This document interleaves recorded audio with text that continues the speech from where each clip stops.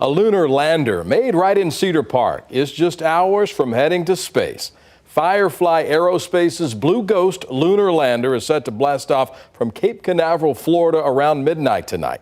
KVUE's Daniel Perot spoke to the Firefly team as they prepared the lander to begin the journey to the moon.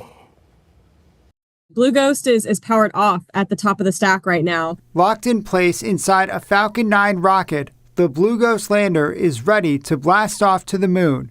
Firefly spacecraft program director Ray Allensworth is in Florida for the launch. I felt like we spent 4 years, pushing the lander out the door, and now it kind of feels like it's pulling us along with it. The team is also busy at the Mission Operations Center in Cedar Park. That's where they'll control the mission after the launch. They're just checking our systems, making sure everything is functioning and ready to receive that first communication from the lander.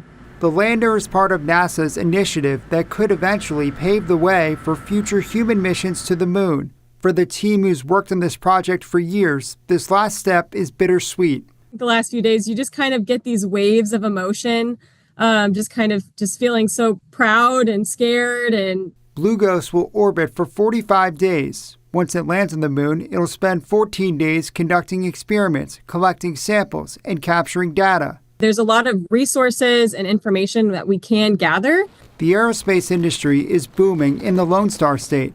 From SpaceX to Boeing to Blue Origin, Dr. Robert Ambrose is a NASA veteran, now a Texas A&M professor and associate director of the University Space Institute. I've been in the space industry in Texas for a long time, and it feels different. State lawmakers launched the Texas Space Commission last year to distribute $150 million in funding to space-related projects. Things that used to be done only at a government lab are now being done in universities and in industry. Firefly hopes to land Blue Ghost on the moon in early March. In Cedar Park, Daniel Perot, KVUE News.